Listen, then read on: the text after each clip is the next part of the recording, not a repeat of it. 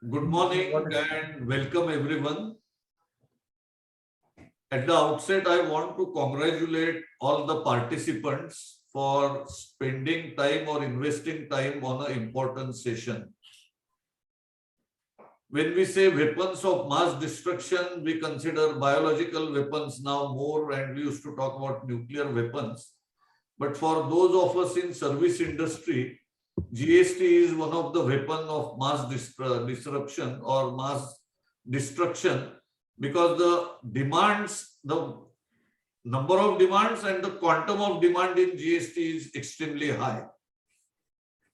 This session has been conceived out of lot of discussions we had in a small group of associations we have created, mainly Triple FAI, which Rama represents, Amtoy, CAI means Consolidator Association, INSA, then ACFI, ACAI.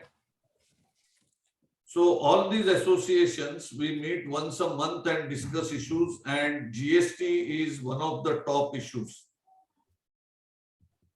Among two people we felt who were the most qualified to present the industry point of view were Rama and Arun Kumar. These two people had done the best study, and in course of these discussions, all the 6 associations requested Rama to make a presentation for members, and this presentation is going to be comprehensive. I would request you not to do multitasking, because this is a serious issue. The demands will be in crores and not crores, tens of crores, maybe in future hundreds of crores. So that is the quantum of the liability, at least the contingent liability you can carry. So please don't multitask. Please focus on the presentation, post your questions. Now I will conclude by introducing Rama. Rama is a good old friend of mine since I think 2002. We first met in Triple FAI Chennai Convention, and Rama is a former chairman of Triple FAI. I think he is in same business as we are, and he also runs E-Suvidha Kendra. So by virtue of this and by virtue of the demand he had,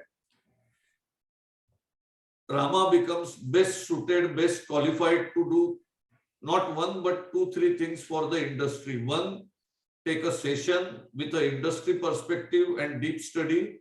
2, harmonization of practices so that we all defend things in a similar manner and form an industry practice. And third, whatever challenges and problems we have, find the best solution by discussion. We also have second panelist, Ashu Dalmia. I think Rama will introduce him because he knows him well. So Rama, floor is yours. Please start your presentation and your opening remarks. Thank you so much, Shantanu. Shantanu is always generous in introducing the people. Mr. Ashu Dalmia has said that he is going to keep quiet and watch me presenting the GST issues.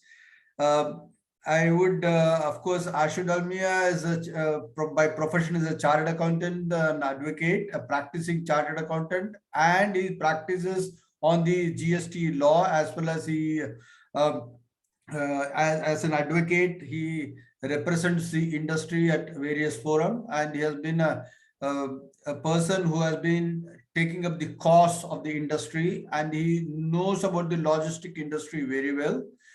Since he has, apart from he is having clients, is also a consultant for Triple FAI in the cases of any issues on GST. Thank you, Ashuji. Now, I think we are ready for the beginning. We are ready for presentation. Rama, in chat, there is a request for last time you can try to have full screen display. I am we are not able to do that. Presenter view. From presenter view, because these are supposed to be your view, not on the screen. So come out of the presenter view, so that people will have a larger screen. Yeah, it should One be second. on the display section. No, go in the One view. second, one second.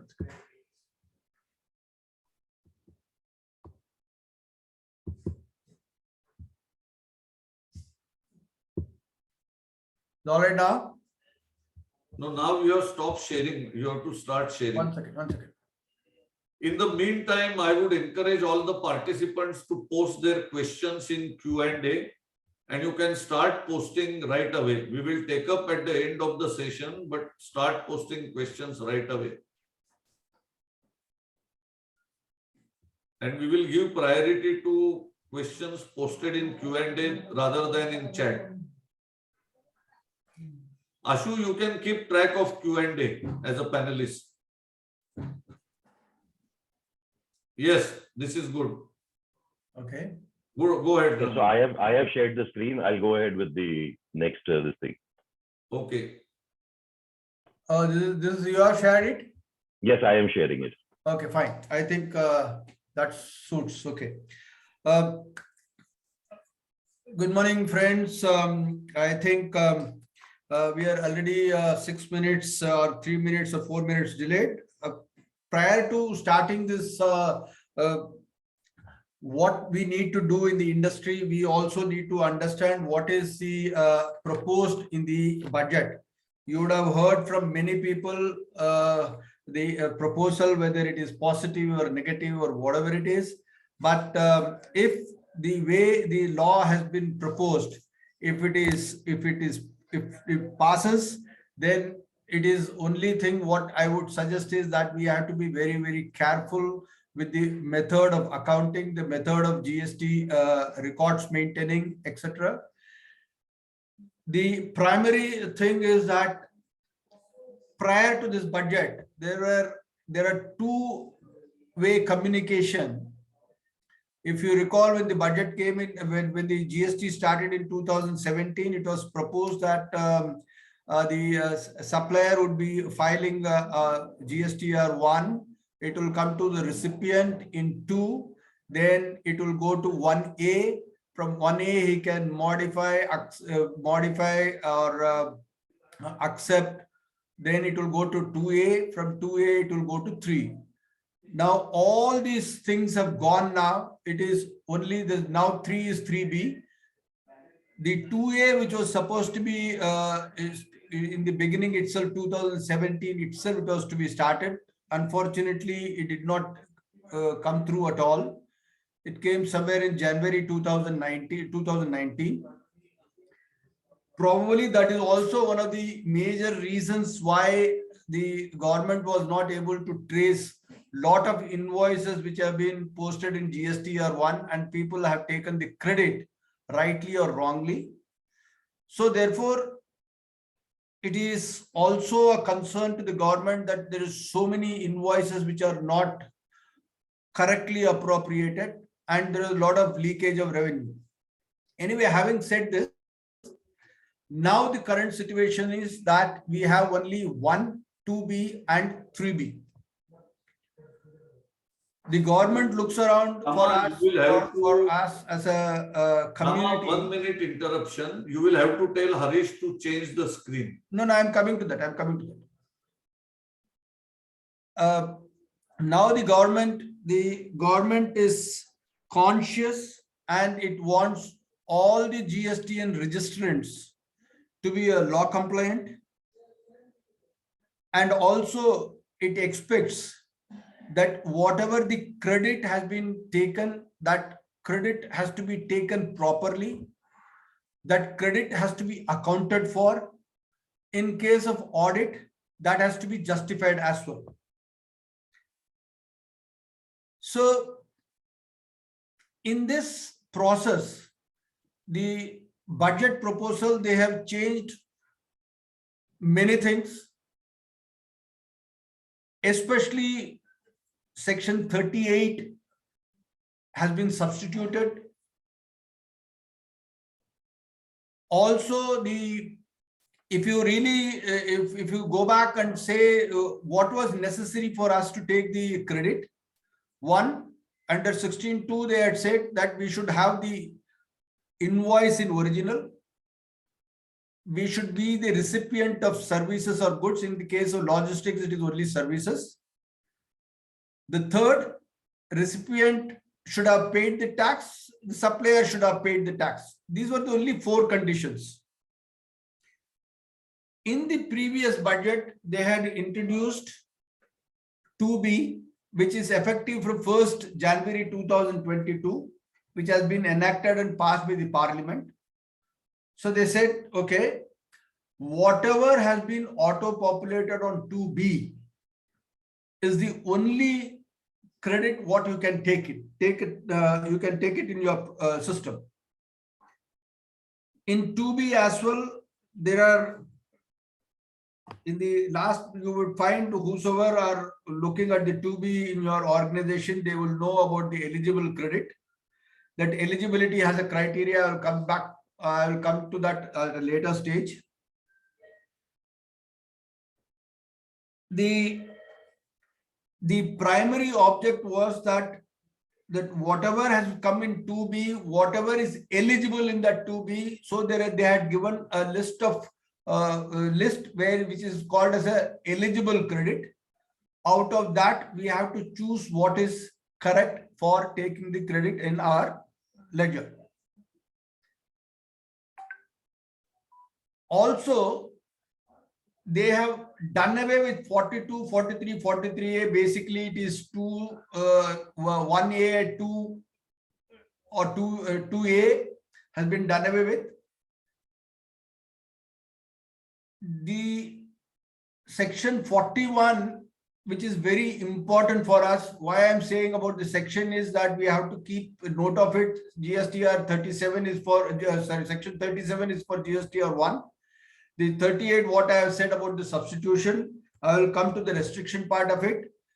Now, in 16.2, when they talked about the 4 only item, the 5th one was introduced from 1st of January 2022, saying only whatever is applicable, whatever is available in 2B can only be taken.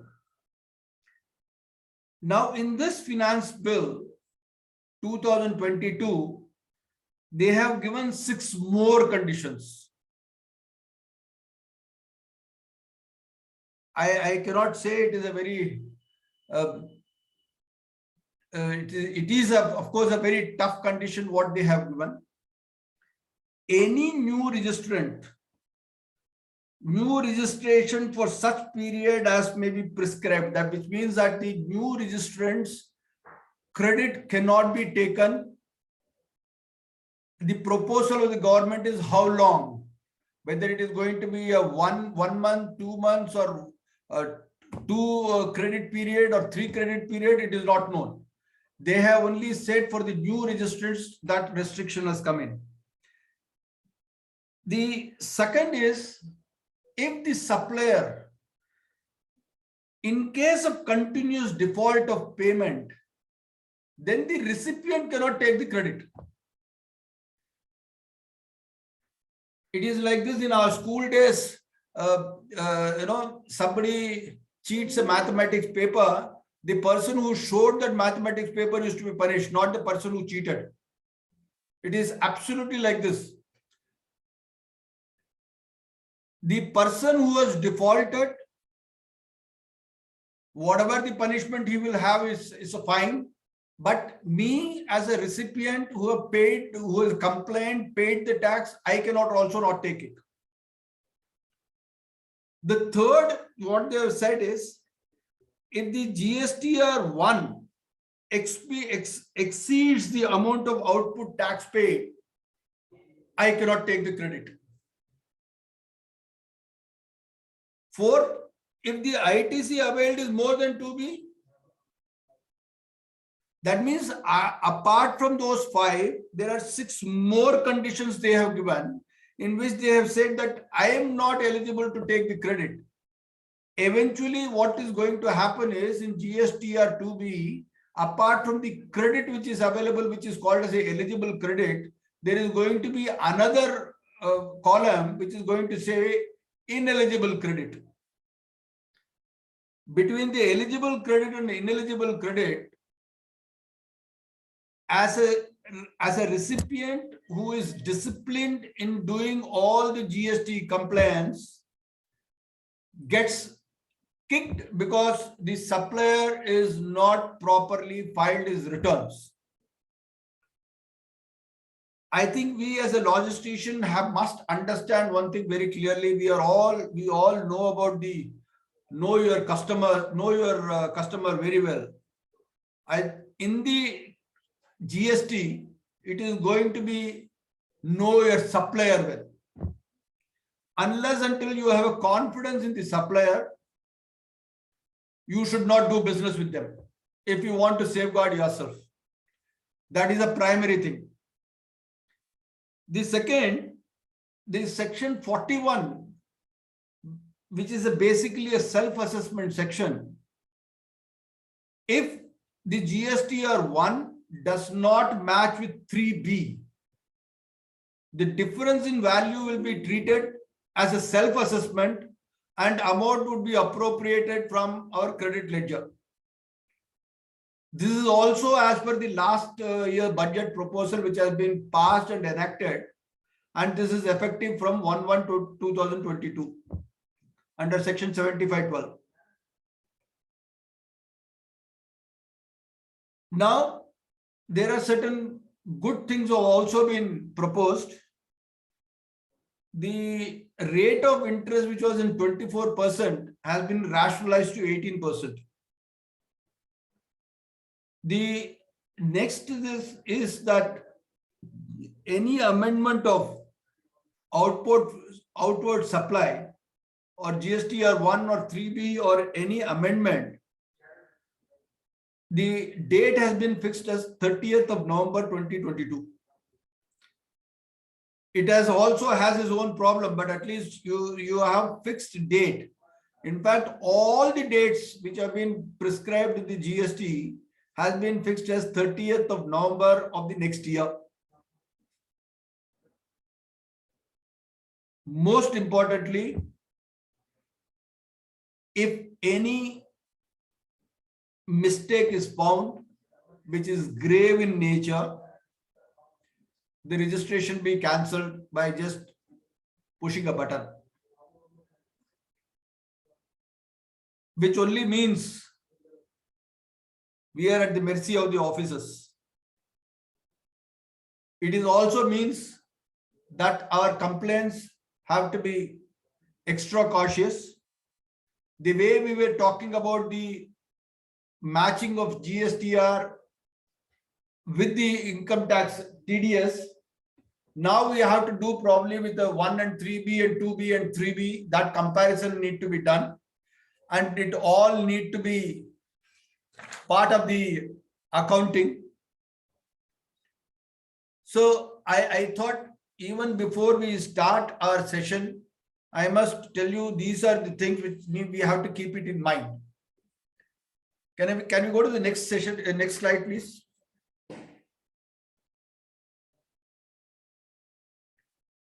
Harsh, can we go to the next slide? Okay. So we are on the next slide, no? Yeah, we are. Okay. I hope everybody understand by now what is a pure agent. We had done enough of it during the service tax period. In our trade, the pure agent would be 90% of our turnover. Therefore, the concept of pure agent have to be understood very categorically, and it has to be complied with. In our trade, most of the people feels that the bills what is received from the supplier, if we can attach that to the R bill, becomes a pure agent. It is not so. The concept of pure agent is there has to be a contractual agreement. Contractual agreement, if it is going to be a two-party agreement or three-party agreement, we have to have the proper contract so that we can always prove it by the contractual agreement that we are acting as a pure agent. The second condition, what it enumerates is neither intends to hold nor hold any title. We have nothing to do with the title of the goods. We are doing the service on behalf of somebody. We are making the payment of service charges on behalf of somebody. We have no interest on the goods. We are only provider of service. Instead of the recipient paying these services, we are paying on behalf of the recipient and give the goods to them. The third is we do not have any own interest on such goods or services so procured.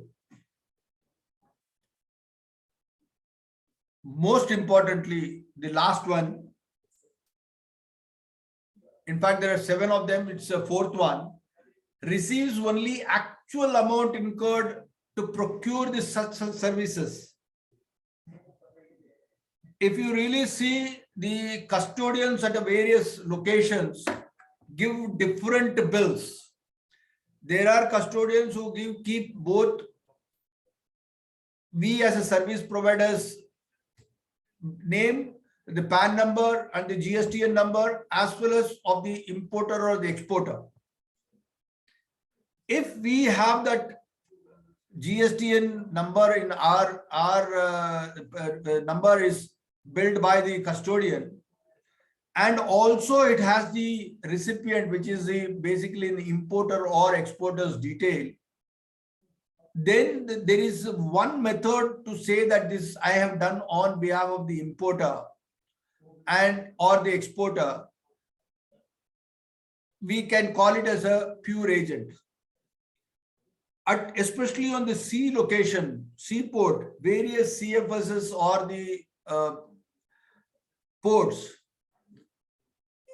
gives the receipt in the name of only the service provider, that is the custom broker.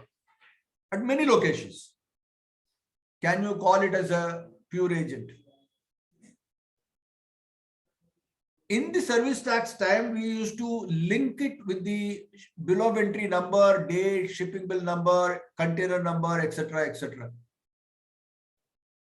I hope and pray in the GST also it has a similar kind of a facility available. In service tax, at least we could get a kind of a circular from the board, which was helpful to many of them, or probably most of them, most of us. In the GST also, whenever you are doing this, we have to keep all these things in mind. The second aspect is we also do the work for our own fraternity members. Say for, I do not have an office in, for example, in Ahmedabad. I get my job done through somebody, and he pays on my behalf to the custodian. The custodian has the name of the recipient, which is an importer, say an importer, and the Ahmedabad custom broker bills it to me in my name. It is not a pure agency business. But if he bills in the name of the importer and he sends the bill to me, I send that bill directly to the importer who is a recipient, then it becomes a pure agent. So these small technical adjustment, we need to keep it. At the same time, we also have to keep when we keep our books of account, we have to create a separate ledger for pure agent and the pure agent should be nil all the time, which means at every job level, the debit and credit of pure agent has to be nil, which we have to make sure the people who are looking at this aspects of pure agency business in our accounting department have to be extra careful.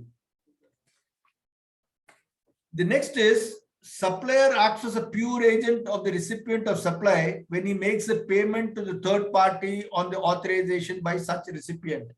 This, the fifth condition which has been given under the pure agent helps us when we have a contractual agreement with the client. The contractual agreement with the recipient, if he says that we can pay on behalf of him and bill as a pure agent, or even if he does not say that we should bill as a pure agent, he says we are authorized to pay on behalf of the importer or the exporter all the statutory payment, then it will be treated as a pure agent. The next is payment made by pure agent on behalf of the recipient has been separately indicated in the invoice issued by the pure agent to the recipient of services. I often have a discussion with our fraternity members whether we should have a separate bill for the pure agent, GTA, as well as service charges. There are a couple of points in this.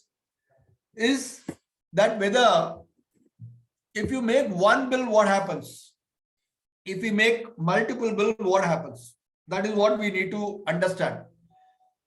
When you make one bill, the total bill becomes including the taxable and non-taxable, the client tends to deduct TDS on the total amount.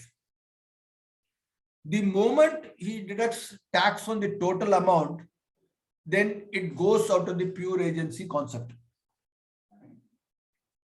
That is the view of the department. Therefore, it is always suggested and advisable that the pure agent bill has to be separate. I'll come to GTA. I would also suggest along with this, I will, even for the sake of repetition, I must tell you at this stage, GTA bill should be separate and the agency charges bill have to be separate. FFI have also been circulating the circular where the pure agent, the payment made on behalf of anybody is not taxable since it is only a question of reimbursable expenses. So therefore, I would urge my industry friends that we should keep our bills, 3 separate bills, one for the agency and other charges where it is taxable. Second is a pure agent bill where we have not even a paisa difference between what we have paid and what we are billing. That has to be corroborated with the annexure of the bill in original to be given to the importer or the exempt trade importer or the exporter. Last is supplies procured by pure agent from the third party as a pure agent of the recipient of supply or in addition to the services he supplies on his own account.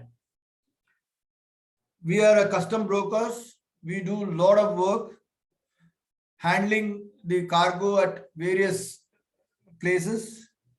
Handling might also say packing, restripping, all kinds of activities.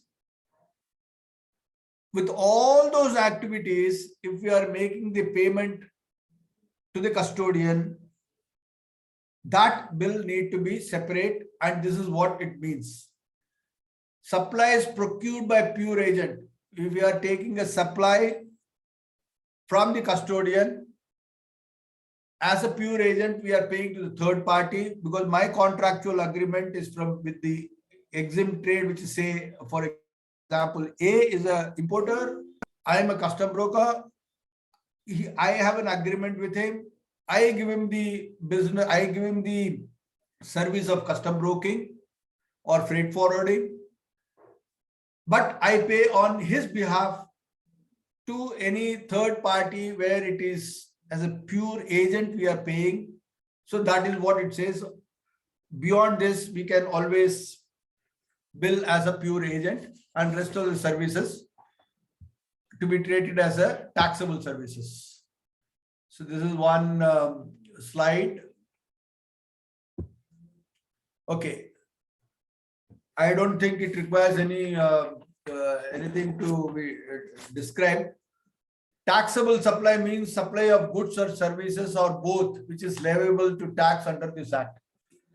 So any services which we are doing, which is taxable, is called as taxable services. This is a this you will find in the what do you call in the act and the definition. I would request everybody to kindly go through the definition relevant to our business. It is very important for us to understand. Why I am saying this is that at a later stage, you will find that how this exempt supply or taxable service supply is very relevant in terms of doing our debiting our account in terms of the exempt supply from the total credit. Exempt supply means supply of any goods or services or both, which attracts nil rate of duty or which may be wholly exempt from tax under section 11 or under section 6 of the integrated goods and services, and includes non-taxable supply. The services what you give to SCZ, the services what when we are importing the goods, the payment which we make to the airlines, or in terms of export what we pay to the shipping company, this all comes under exempt supplies. This is a certain definition. I will just leave it. But this slide is with you. You can always go through it, what it is.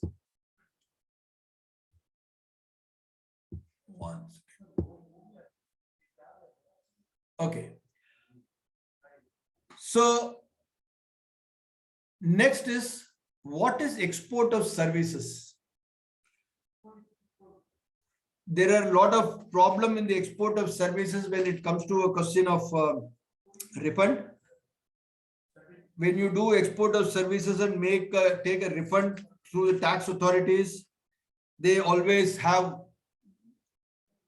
their own notion what is export of services, especially as a freight forwarder. When we are doing these services on behalf of the exporter, the goods and supplies are sent overseas. If you see this slide, supplier of services is located in India. In the case of export, who is the supplier for us? The exporter from whom we are taking the goods. And where are we sending it? We are sending it outside India. From say Nhava Sheva to Rotterdam, when it goes, it is outside India. The importer at location, the consignee at the location should be outside India. Then place of services is outside India. Obviously, when you are sending the goods out, so place of services is outside India. How can the payment be received? The payment is received through a convertible foreign exchange or Indian rupees wherever permitted by Reserve Bank of India. Say Nepal, you get it in Indian rupees. You also get it in foreign exchange. That is something different. Even in Indian rupees, if it is the thumb rule is the supplier should be located in India.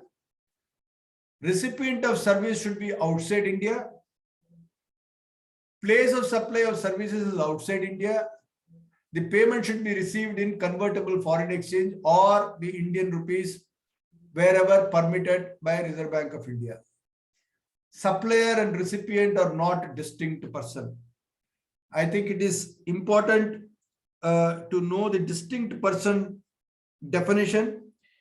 Different GSTN belonging to one legal entity. For example, I have office in Delhi, I have office in Bombay. I am on the same PAN number, but a different GSTN number. That's a distinct person.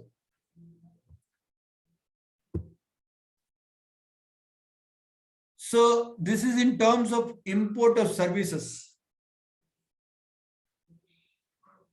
This is a reverse of the export of services. The service supplier of services is located outside India. In the case of import, we are importing the goods from outside India. Recipient of the service is located in India. And place of services is in India.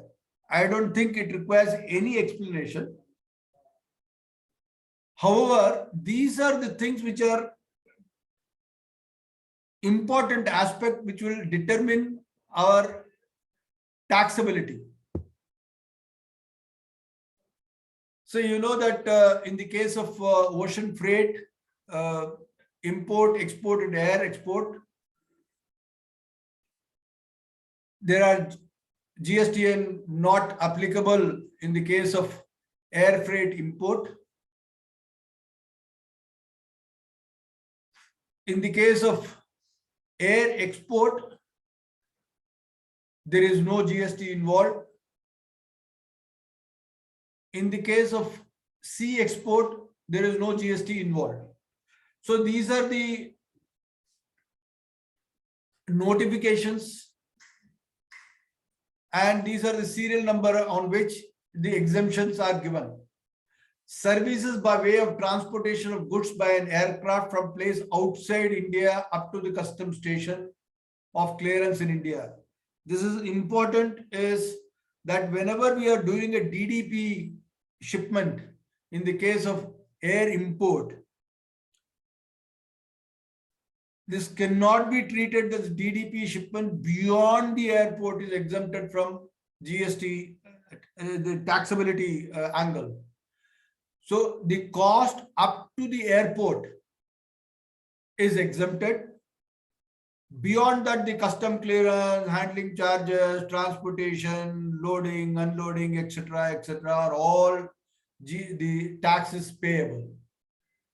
Similarly, service by way of a transportation of goods by an aircraft from custom station clearance in India to a place outside India, which means up to all the expenses up to the custom station of the air is chargeable to the tax, and only the freight portion or the charges beyond the airport is exempt from the tax. This is all up to 30th of September 2022. Hopefully it should, the validity should be enhanced.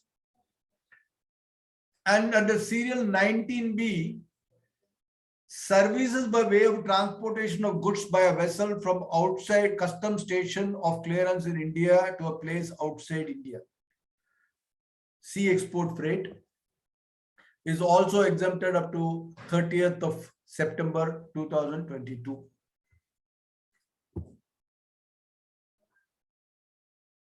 Now, this is a very, very important thing.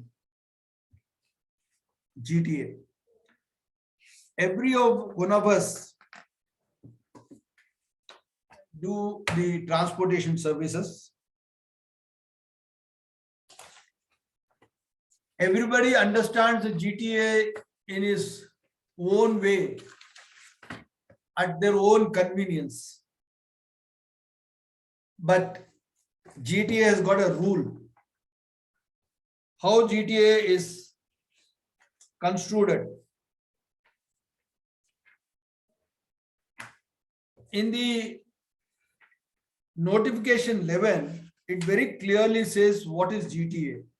Anybody who issues us a consignment note by whatever the name can be called as.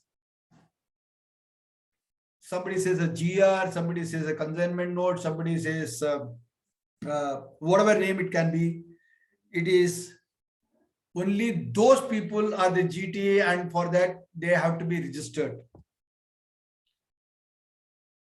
Many a times, any lorry which is hired by a non-GTA issues the bill as for the purpose of RCM, reverse charge mechanism, as if he is a GTA. That's an incorrect process.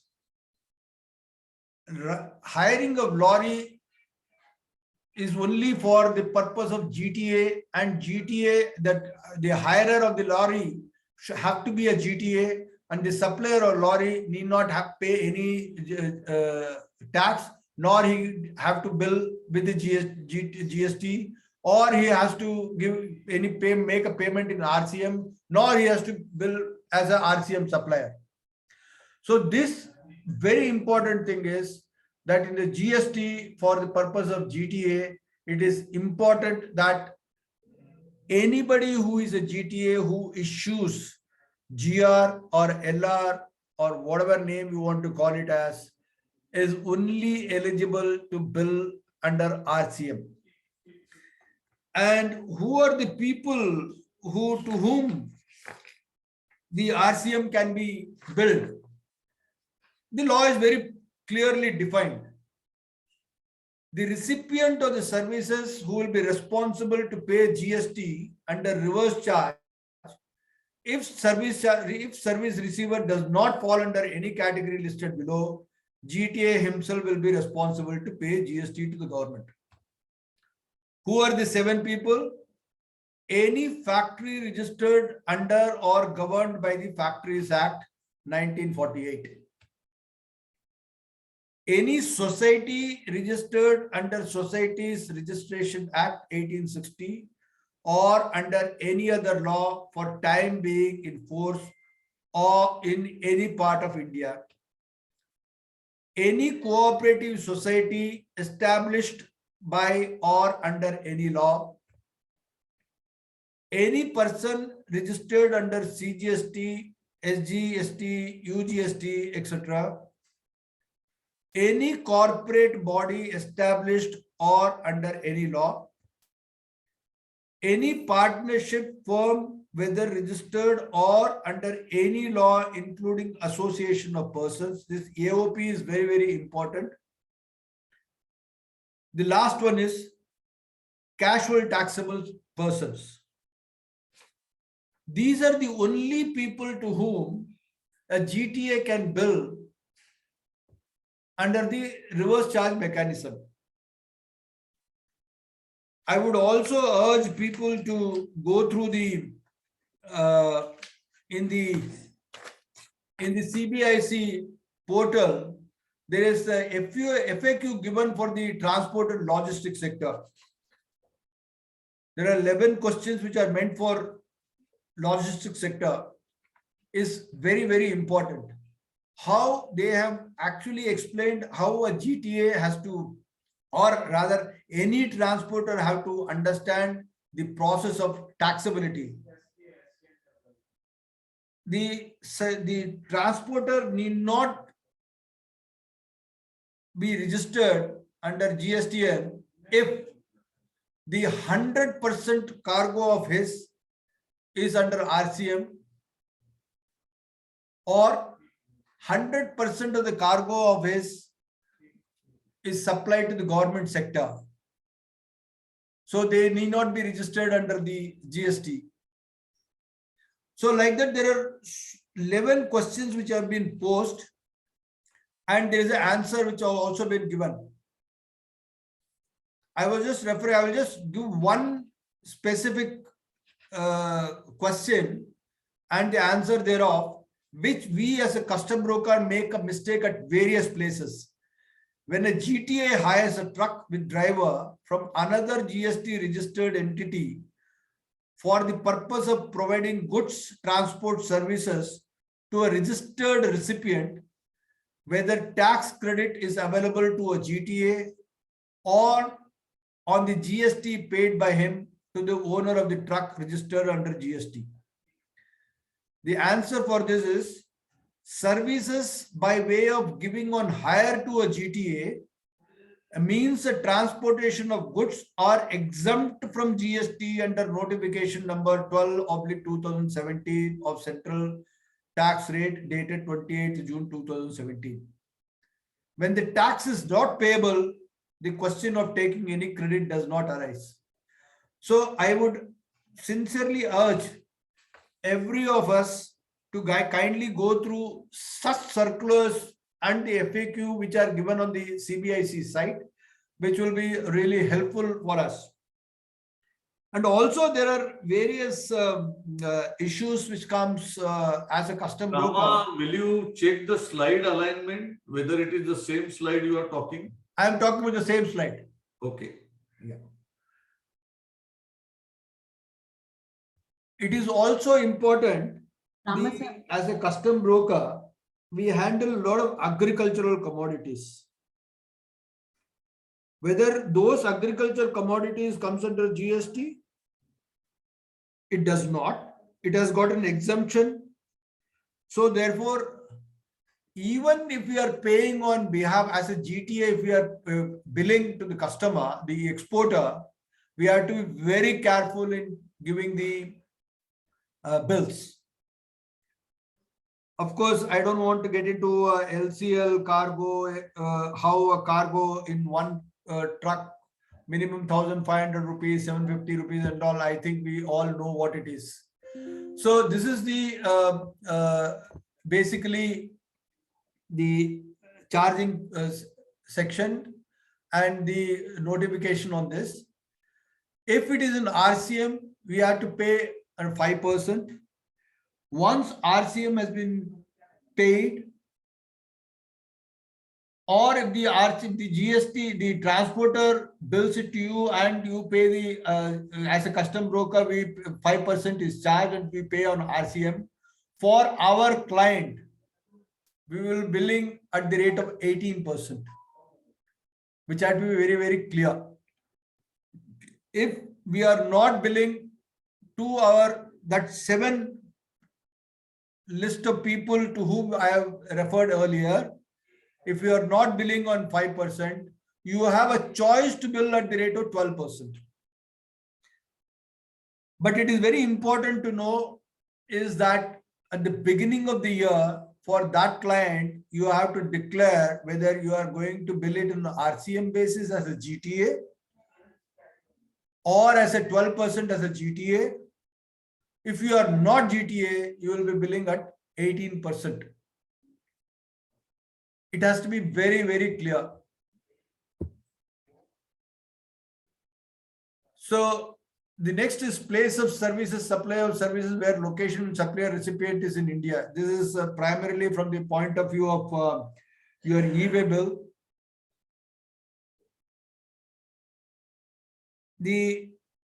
Whether IGST has to be billed or the intrastate or interstate is the question here. Within the state, it is called as an intrastate. It is outside the state, it is called as interstate. So from that point of view, the place of supply is very important. We as a custom broker, when we undertake the transportation, we have to be very, very careful. Now the transportation, at the interstate level, the flying squad catches the vehicle for a wrong declaration, wrong invoice, wrong e-way bill. They immediately seize the vehicle along with the goods. You as a transporter also have a risk of losing the vehicle, or you have to pay twice the charges of the entire goods for releasing of your vehicle.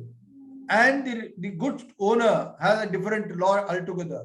So therefore, it is very important we as a custom broker or a transporter who is handling the goods, we have to know the this section of what is place of services, where it is location, and how it has to be looked into in terms of intrastate or interstate. This is just as an example, it has been given. For us, 12.9 is the most important one.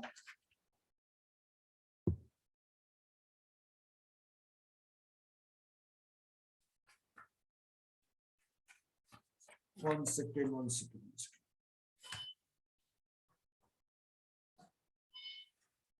Okay, so this is basically the how the section 12 has been totally mentioned here. This is 12.8 for us, transportation of goods, including by mail or courier. Or in the case of transportation, it is 12.8. This is place of supply of services where location of supplier or location of recipient is outside India. We have discussed this, how we are going to take the credit thereof. Today, the most of the people, what we are doing is under the letter of undertaking. It is as a safe bet.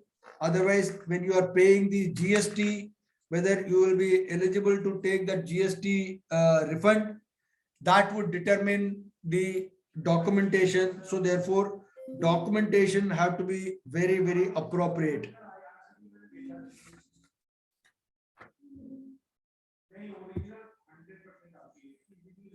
So these are the sections, charging sections for the IGST. And it also, we are concerned only about the logistics. So therefore, I have the immovable property, etc., we are not bothered about it. 13.1 to determine this place of supply of services. In our case, whether it is in imports or exports. Services of transportation of goods is also relevant for us.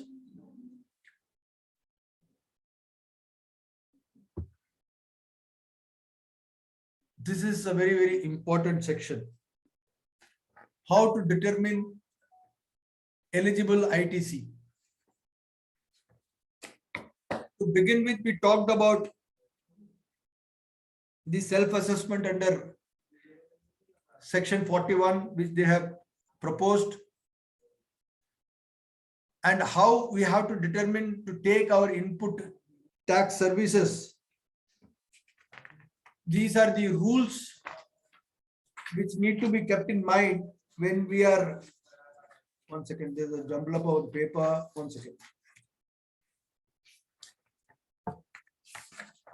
Yeah.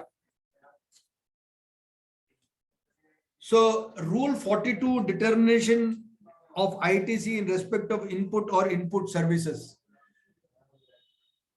How do we determine the input service eligibility of input tax services? We talked about the GST or 2B, where in the proposed budget there is going to be eligible and ineligible credits. How the eligible credit also we have to see as a business people, we own car, we pay insurance, we do all sorts of things. Whether are we eligible to take that input tax credit? Obviously, we are not.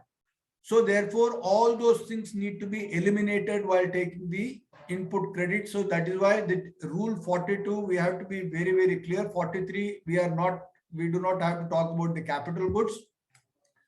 So this is the table. Basically, we have done two tables where determination of common ITC and determination of eligible ITC.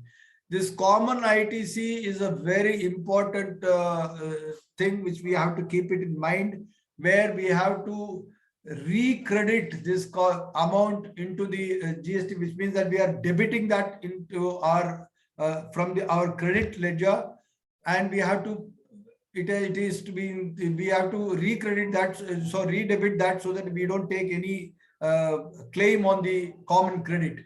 How that common credit need to be determined is there on 17.5. It's a big slide which I have given it so that everybody can understand that very clearly. It is important for us to understand both tables. So this is how we take the common credit. There are various credits on which we cannot take input credit at all. There are exempt supplies which we talked about earlier. Here also the exempt supplies, how it has to be calculated is whatever the totality of these ITC, the relevant year ITC pertaining to input for the purpose of other than business. I told you about the example of insurance or car repair and maintenance, GST on that. All those things are not allowed. And exempt supplies, where the credit we cannot take a credit under section 17.5. 17.5 is a very big chapter which has been given down below. I will just explain that to you. And zero rated supply or exempted supply, which also includes zero rated supply. The total of it has to be divided by the turnover, and whatever the percentage of that has to be debited against our GST credits. Important thing is that it should be done month on month basis. Now, there are a lot of notices have started coming from the GSTN portal itself. From the last year 9 and 9C, what we have given, based on that, they are taking some figure and sending it. Those figures are humongous figures. This is only a notice. We have to take care of that notices. That notice have to be immediately replied. If we have not paid the amount, or we have not adjusted against the credit, it is important that we pay the amount with 18% rate of interest. And we should also give the calculation in a more appropriate manner, so that we are not at a later stage, we are not into a mess.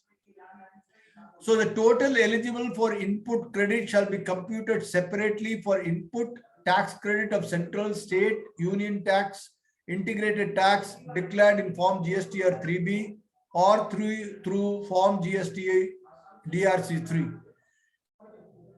ITC pertaining to exempt supplies and non-business purposes shall be reversed by a registered person in Form GST or 3B or through Form GST DRC 303, which means that we pay the charges to the government along with the interest. If you do not have enough of credit in GST or 3B, you can also pay by cash. So this is, I think one need to understand themselves how it is to be, calculation has to be done. So this slide is with you. Please go through that very carefully and come into the ineligible credits. This will be very important now from the point of view of the new avatar of GST, which has been proposed, and where if it is enacted in the same manner, we have to be extra cautious about it. This is another thing is ITC pertaining to non-business purposes equal to common credit at the rate of 5%.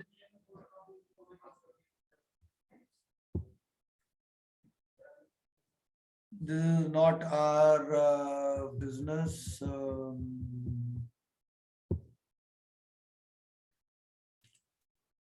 Yes. So therefore, what is eligible ITC shall be calculated finally for the financial year before the due date for filing of return of the month for the month of September. Now it has become, for the month of September following the end of the financial year, to which such credits related to banner prescribed in the sub rule. So this is basically the September has become November 30th. So that keep in mind, all the dates have become any GSTR 1 or GSTR 3B which you are have to amend it. All the amendments you are eligible up to 30th of November.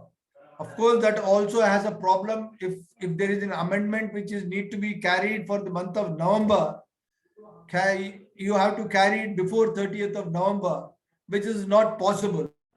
It is a humongous task. And if you know that there is an amendment, why at all you would wait for the 30th November? So you will be doing the correction in the same month itself. Sir, if I may come in for a minute, can you please confirm the slide number? Sorry, Can you please confirm the slide number you are on? I am on slide number 28. Sir, please, you have to keep informing me for changing the slide. I thought I am changing the slide myself. No, sir, I am changed. My apologies. Please, My okay, apologies. my My apologies. That you. is what Shantanu said that anyway. So this is an example for you how the calculation is important from the ineligible credit and how it has to be reversed. It has been given this sample which you can see for yourself. We have talked about the taxable services and sea import freight and clearing and forwarding charges, the total service charges what we have taken, and towards the supply in the second part of the supply on the second part of the slide we say what is the total service of inward supply from a registered person and what is the IT under the RCM, what is the charges we have taken. This calculation is given for you to ensure that how this need to be calculated, how it is debited from the credit ledger or it is paid through the DRC 03. I'm going to the slide number 29. So by that calculation, total ITC to be reversed is 10,072 has to be added to output liability. This is our liability.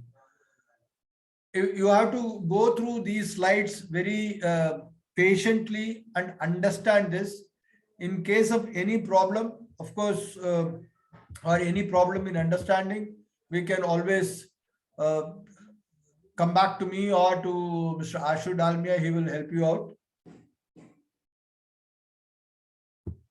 On slide 30, blocked credit under GST. I'll go to slide number 31 to explain better. This is what I was talking about, 17.5 motor vehicle and other conveyances, related services, insurance services and repair, maintenance, etc., which as a corporate, we are not eligible to take the credit. On 32 slides, you will see vessel and aircraft, including leasing, renting or hiring thereof, services of general insurance, servicing, repair and maintenance of aforesaid vessels and aircraft. When ITC is available and not blocked, this slide is basically from point of view of the AMTOY members who are into the leasing and other thing. I'm sure they are much more brilliant than me, but nevertheless, I thought I will put this slide from the point of view of whether the ITC availability and ITC credit, what they are taking is correct. From that perspective, this slide has been put. The ITC would further be admissible for general insurance, servicing, repair, maintenance of vessel or aircraft when such vessel or aircraft are used for the above purposes when ITC is available, or where the recipient is engaged in the manufacture of such vessel or aircraft or the supply of general insurance services in respect of such vessels or aircraft insured by him. This is basically for the vessel owners and the aircraft, but I thought it might be relevant one day. We all will be having we will be entering into a container leasing business. We will be entering into a vessel leasing and operating business. We should know about it. So again, this is when you supply food and beverages, etc., within the offices, allowed or not. The slide is from that perspective. From our logistic purposes, it is not very relevant. But however, when you are giving the facility to the people in the office, we have to keep in mind that these are the charges which even if you receive the bill, to the company's account. What is available and what is not available has to be understood. So we are in slide 34. Everybody knows about the membership of club, health and insurance, fitness, etc. I think from the logistic perspective, this is what the main thing is. Let me see the other slides, 37.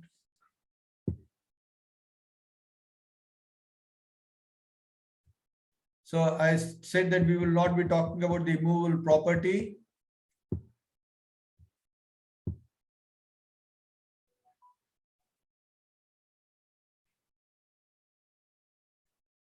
Okay. I think I'm through with this. Thank you so much. I think I'm through with this. I have exactly finished in 1 hour and 5 minutes. Thank you.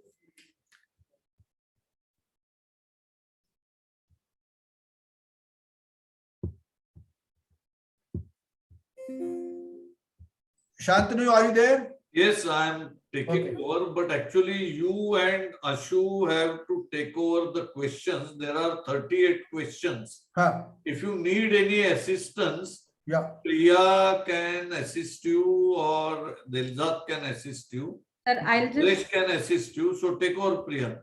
sir, I'll just share the screen. Okay.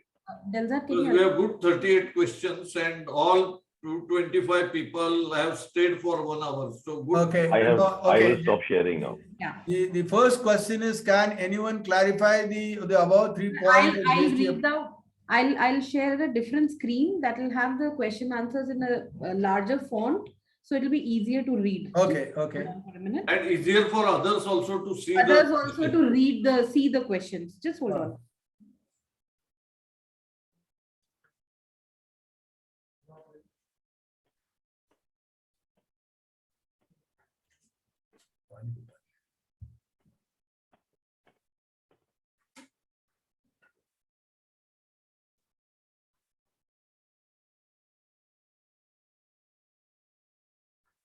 Okay.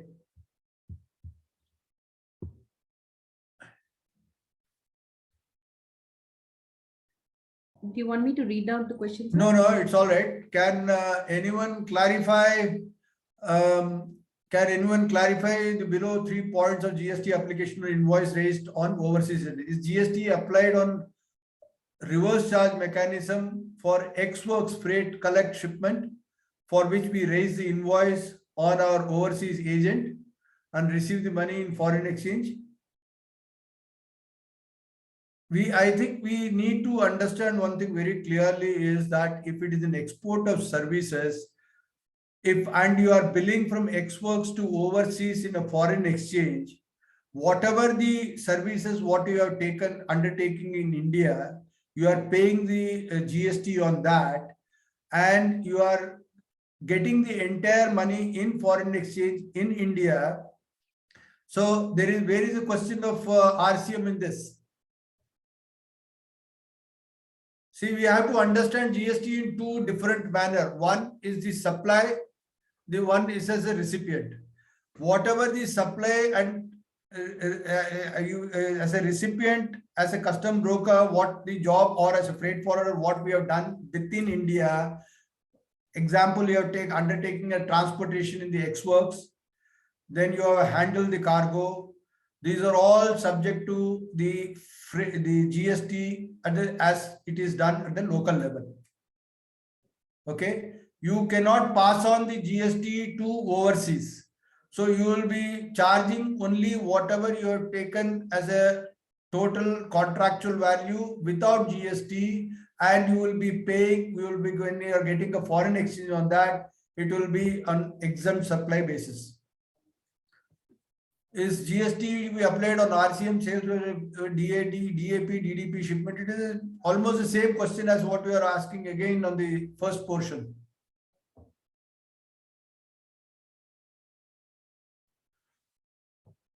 First question is for export. The second question is for import. Correct. It means the same thing. When you are a DAP or DDP shipment, up to the port, it is exempted. Beyond that, you have to pay all the charges. And when you are getting the foreign exchange from overseas, on a DDP patient basis or DAP basis. So that has to be understood from the perspective of the applicability of the law. Ashuji, you want to say anything on this? You have to unmute.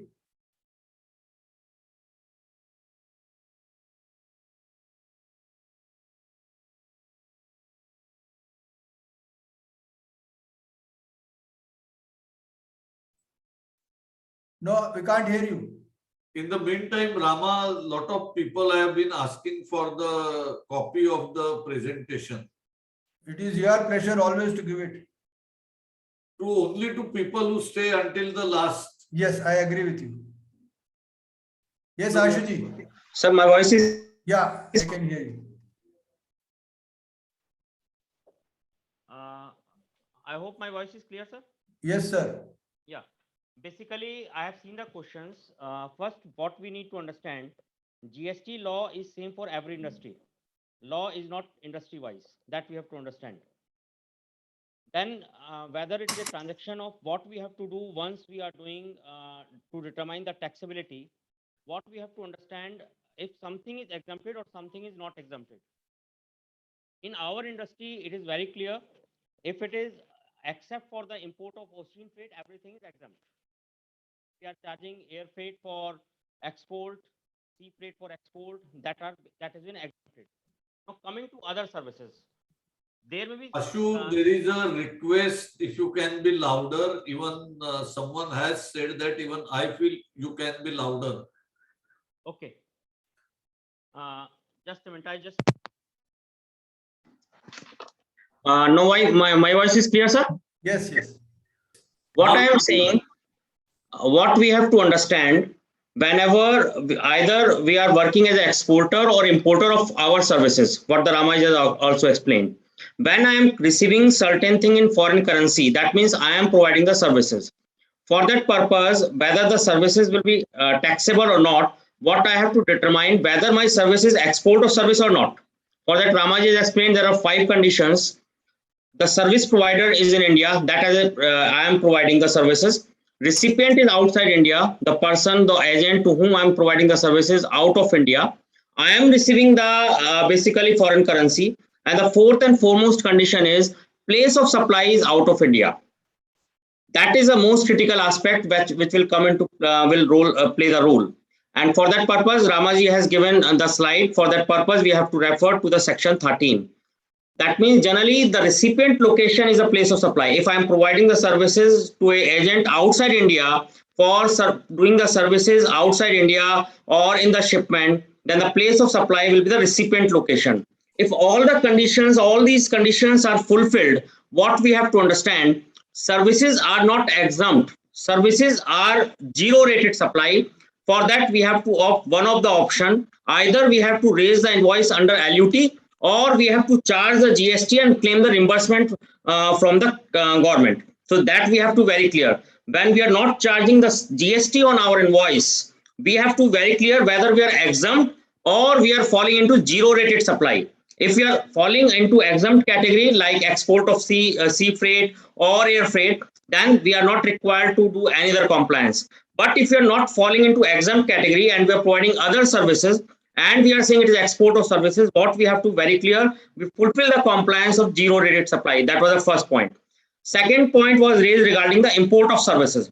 For the import of services, the tax has to be paid under RCM, because there is specific entry into integrated tax notification where the service provider is out of India and recipient is in India and the place of supply is in India, then the tax has to be paid under reverse charge unless until my services are exempt.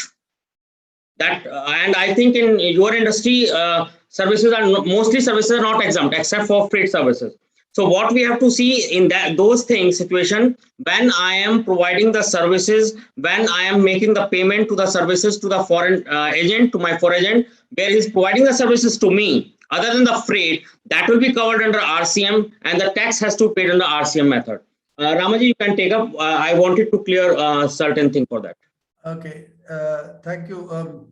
In this, Ashuji, the second portion of the question is what I said. You as a foreign, the supplier is from overseas, and you cannot pass on any tax to the non-registered supplier. So therefore, you cannot pass on the GST to overseas. Yes. Okay. Afzal Bhai has asked, is there applicable for a prepaid shipment for inland haulage, even though inland haulage is paid by the shipper at origin? Shipping lines are charging in India. What shipping lines are doing is incorrect. The shipping line cannot charge. And if you are paying this and if you are taking a credit, that also is a mistake. The primity of contract is between the shipping line and their agent in India. The RCM has to be done paid by the agent of that shipping company in India. But in practice, unfortunately, the agents in India or the overseas the shipping companies in India are also charging only GST charges to the exempt trade or to the importer, which is an incorrect system.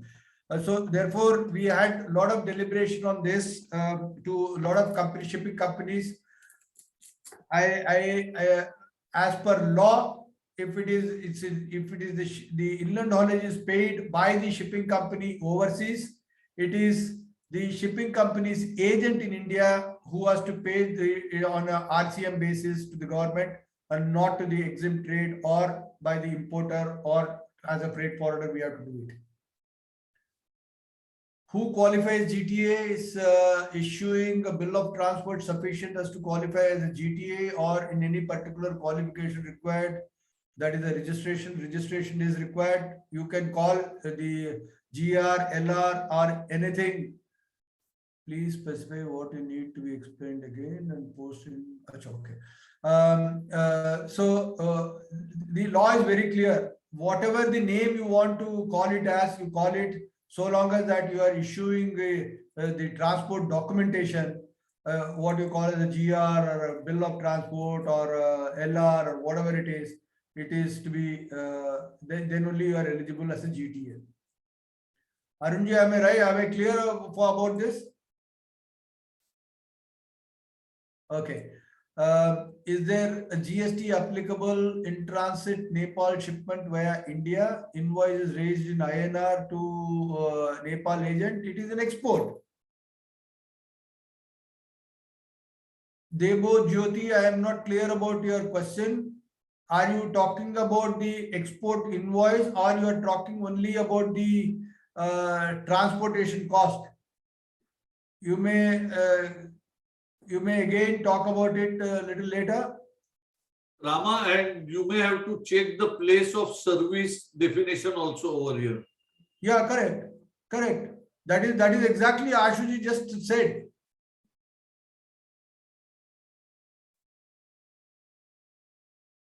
Applicability of RCM on ocean freight on invoices, applicability of GST on the third country import and export shipment. Ashuji, what is it? You can just go ahead with this fifth question. Which one, Pradeep or Devajyoti? Pradeep. Applicability on the RCM on the ocean freight. Ashuji, you have to be louder. What he's asking, ocean import freight on invoices. He's talking about the freight, ocean freight, I think. That you have already explained. That is ocean freight. That is RCM is applicable on that. Basically, the tax has to pay on the import. Basically, what's the question? Applicability of RCM on ocean import freight on invoices. Yeah, basically, that is applicable. Is there, that is a rate 5% is applicable on that. Correct. That is all right. Applicability of GST on third country import and export shipment. What happens, Ashiji? This is also GST's applicability is that I am sitting in India.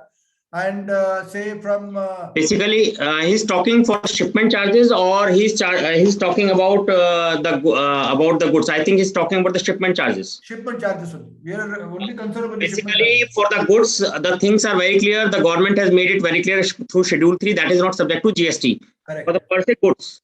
But for the per se of the services, when it is giving from one country, let's say from Japan to China or Japan to US, and I am managing from here and I'm charging the amount here. So as such, the whatever the amount services I'm providing from here, that is not exempted or that is not made out of scope from the GST per se.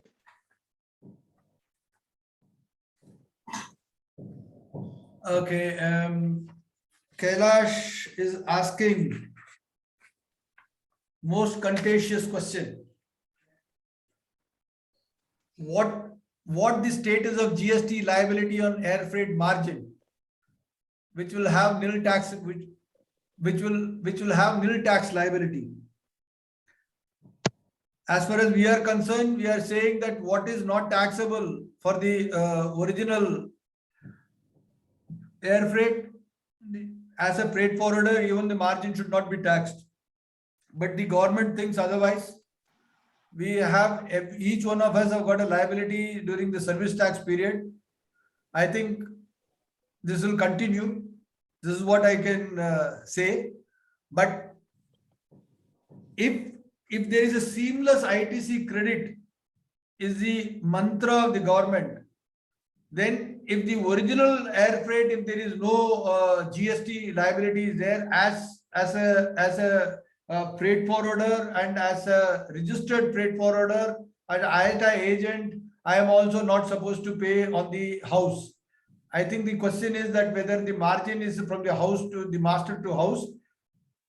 In my opinion, it should not be taxable. It should be nil taxability only. But what the government with the service tax, what we have the experience, you will get the show cause notice. You have to fight it out. And sometime or the other, there will be some kind of a relief will come. I would supplement this, Rama, because this is a big issue. Yeah.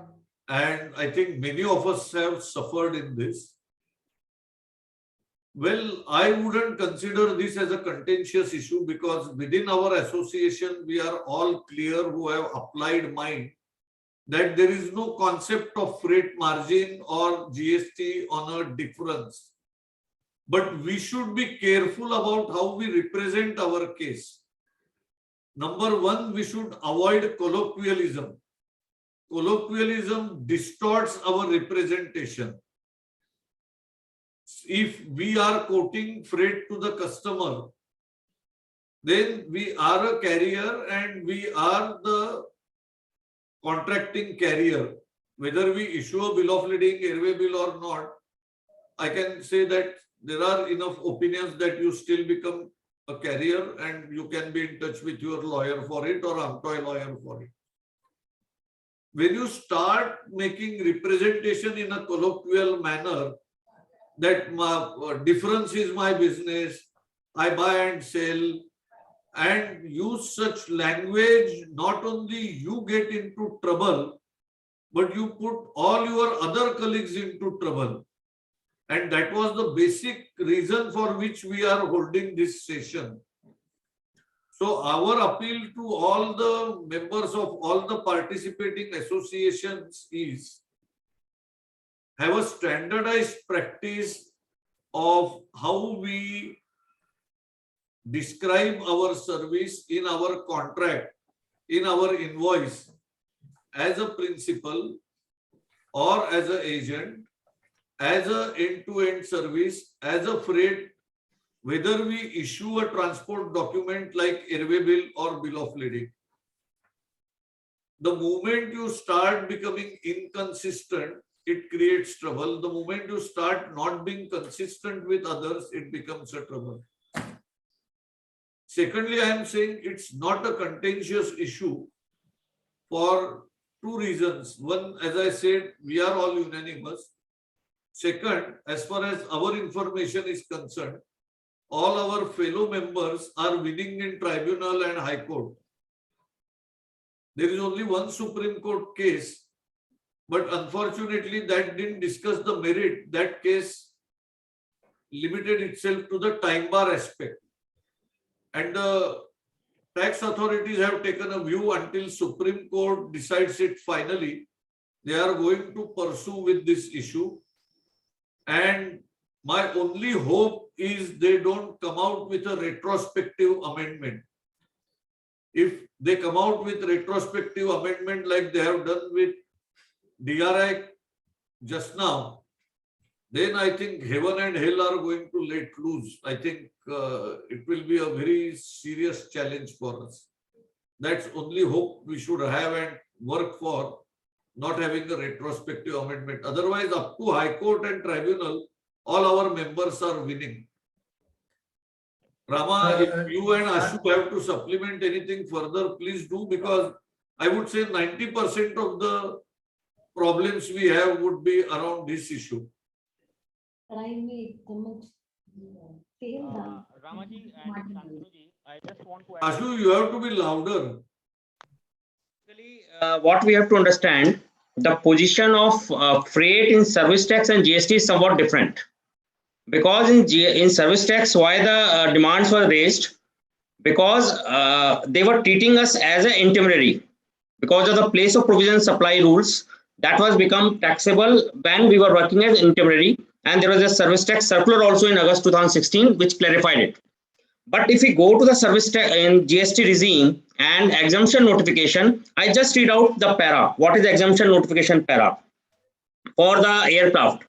Services by way of transportation of goods by an aircraft from a place outside India up to the custom station of clearance in India is exempted.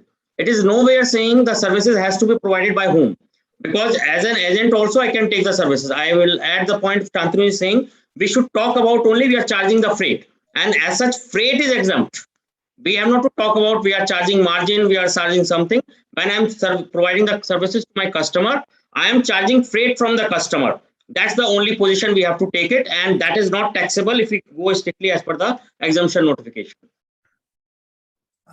I think, Ashuji, what you are saying is true for all the shipments, whether it is air or sea, but unfortunately, the authorities have a different view on this. But nevertheless, we will go by what you are saying, that this is as per the section. It is only the freight. They don't talk anything beyond that. That is a stand we have always been taken, and probably there is a second case also, Shantanu, which is also gone to the Supreme Court, which has been thrown out on a time bar basis. So we have two cases where it is a time bar basis, but there is no decision on that. EMU Lines case also has been settled by Supreme Court on time bar basis. So my appeal to all the members who are affected by this is take your association leadership into confidence, discuss with them so that we can have a common plan and all the affected persons can have a uniform stand. We start weakening our position when everybody presents his case differently. A consistency of representation will help all of us. So please take your association leadership into confidence and share the case and the details and information and reach out to them for help. Back to you, Rama. Thank you. In fact, Shantanu, Ashuji has represented a couple of forwarders' claim on this issue on the service tax time.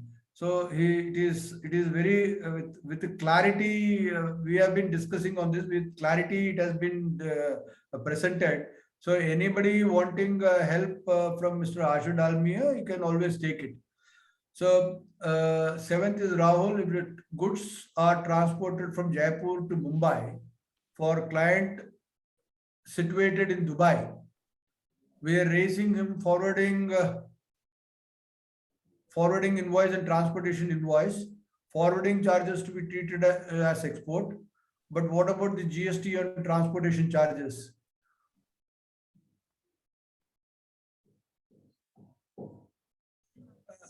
Is it X works? Then we have already discussed how it has to be done. I think it is X works only.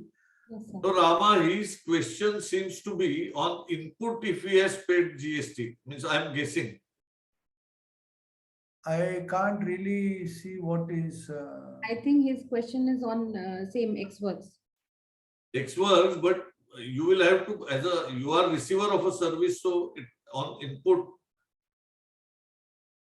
No, this is export of services. I think what he is talking about, whether the transportation charges, whatever it is paid, and whether the charges can be taken from the recipient, which is who is overseas. This is what I understand. But what about the GST and transportation charges? The GST and transportation charges you are paying here and collecting from overseas as one charge, and whether the RCM is applicable or there or not is what the question is. I can't really fathom what he's asking. Whether pure agent services need to be considered exempt services for the purpose of reversal of ITC as per, no, it is a pure agent is the GST is taken by the concerned importer or exporter. For us, it's a 0-0 either way. If the barcode is not Actually, printed on the hold on, invoice, what hold is on, the impact? Rama. I think this is Rama, on pure agent. In fact, we should never say it is a service given by. Yeah, correct. We It's a should pure not agent. call pure agent service. It is not a service by us.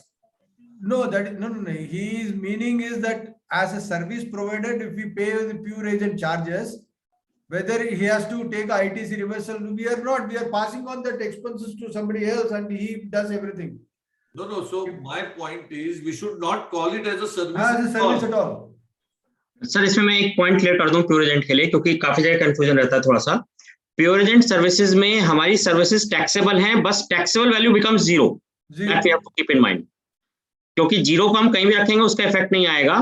Pure agent में because we are taking the reimbursement and fulfilling all the conditions of Rule 32, our taxable value becomes zero.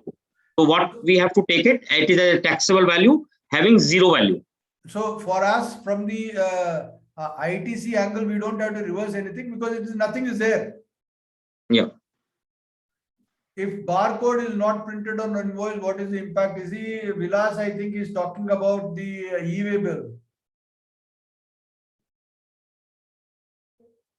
If he's talking about the e-way bill, the barcode is necessary in the e-way bill.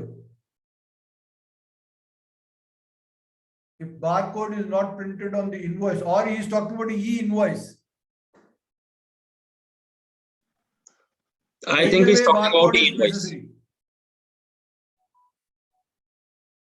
I'd request participants whose questions are being taken, please, if there is any query, respond on the chat box so that we are able to compile it or answer to the speaker. He is talking about e-invoice only. E-invoice. They're talking about e-invoice. Yeah, e-invoice.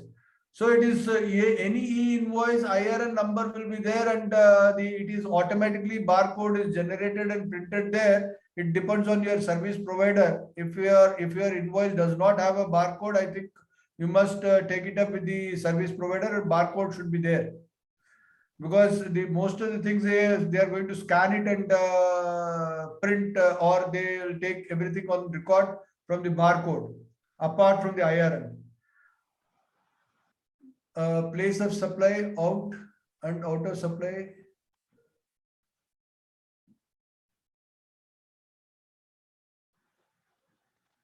He provides the transportation, goods, services, vessel, and other incidental logistics services. XYZ. Dubai to Singapore, following ocean freight for transportation. Dubai to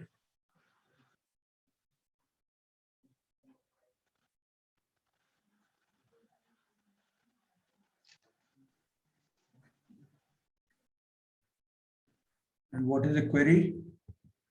What is the place of supply of each of services listed located in India?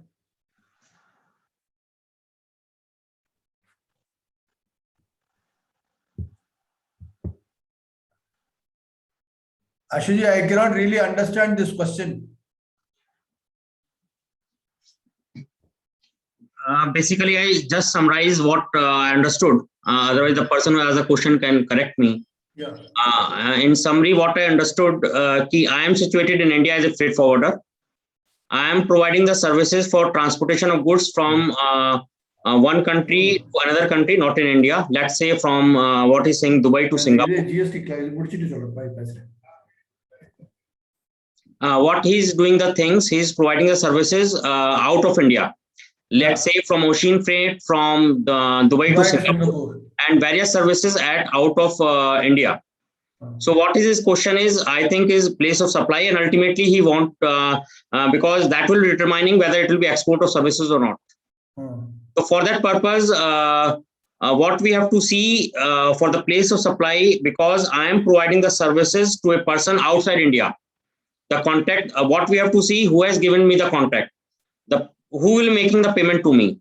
Suppose a person, what he's saying is overseas shipping line is out of India. Who has given the contact to him? Can we read it herein? Who has given the contact to the person in India? 1, 2, 3 above or from the overseas shipping line at Dubai. I am the freight forwarder in India. Who has given me this contact to handle? At the bottom, they have written the above services rendered by freight forwarder to his customer is on principal to principal. No, that is something different. Where is the customer? Customer is in India or customer is out of India? Because that will change the position. He said in Dubai. Customer is in Dubai. Customer is in Dubai. Then we have to refer to the place of supply provisions under section 13. In section 13, the general provision is the recipient location is a place of supply. There are two exceptions we have to take there for this purpose. One, if it is intermediary services, then the place of supply will be the person who is providing the services. So here it is on principal to principal basis. So intermediary will not be there between the customer and the freight forwarder. The second is, the exception is where the services required on certain goods. Then the location of the goods is a place of supply. That exception can also be there, but here the goods are situated out of India. So in that scenario, if I consider both the situations in general way, the recipient location is a place of supply or the goods location place of supply. In both the situation, the place of supply will be out of India in this example. And if the place of supply is out of India and we are receiving the foreign currency, then the transactions will be export of services, and we can do LUT or charging IGST and take the refund. I hope that answer is clear. I don't know, is the second part of the question. Kisan, the second portion of the question is only when answered. When it is when you are sending the services are given from Dubai to Singapore and you are getting the payment in foreign exchange, you are rendering the services an export of services. I am just coming, Ramaji, on this part because there are two legs of this transaction. One, I am providing services to my customer that I have clarified. It is export of services subject to foreign currency realization. Now, second part of the leg will be I will be taking the services from my overseas agents or the shipping lines. Once I am taking the services from the overseas agents or any other shipping lines, then I have to see whether it is import of services or not. For the purpose of import of services, three conditions are there. Number one, the supplier should be out of India. The shipping line or the agent is out of India. The recipient should be in India. Freight forwarder is situated in India. He is providing taking the services. The place of supply should be India. Now again, we will be going to section 13.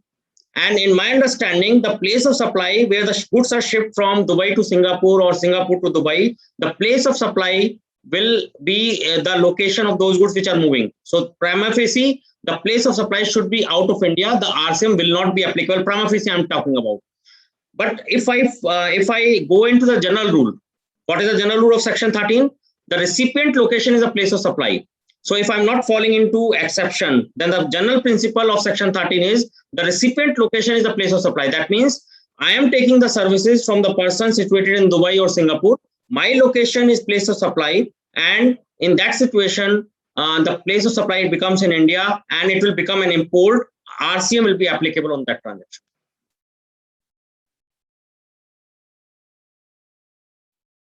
Okay. The shipping line raises invoice of USD 10 for export freight to the forwarder, with nil GST. Forwarder raises freight invoice to actual shipper at USD 12 with nil GST as export freight. Now the forwarder requires to pay GST on the markup.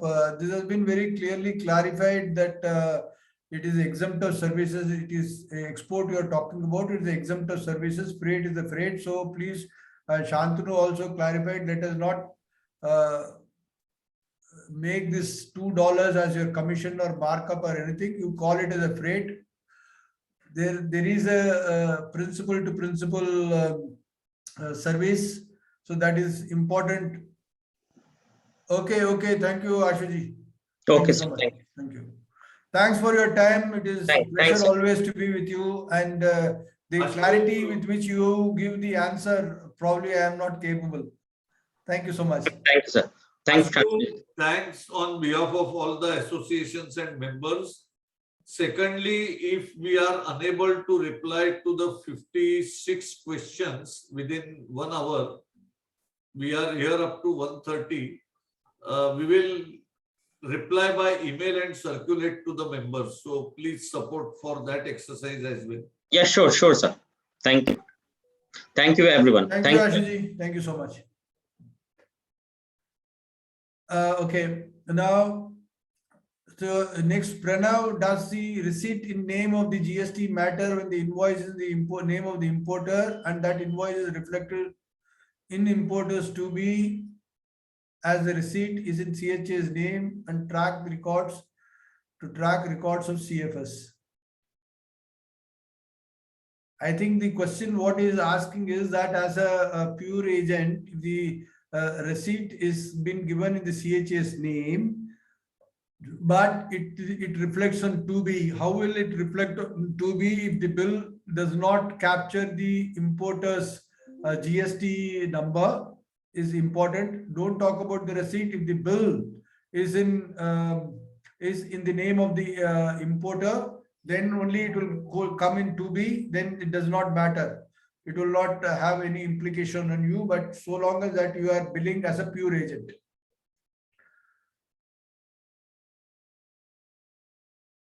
That the 13th question, the what pure agent invoice is separately billed, but still the client deducts TDS to comply with TDS in this in their books.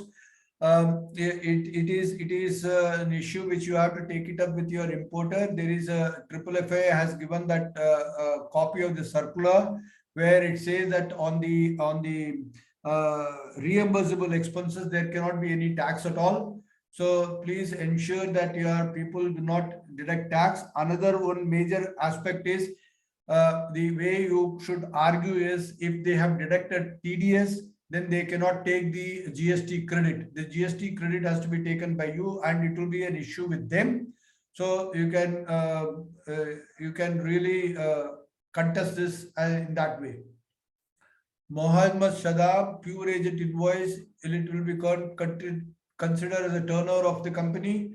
That depends on how you make your bills books, whether you are nullifying it or you are making as part of the balance sheet item. Then it will depend on that. Otherwise, what is anonymous? Sir, the person has not written his name. Sure, let's go to the next question. Next, 16. Can we will be pure agent outside India? What is it? Can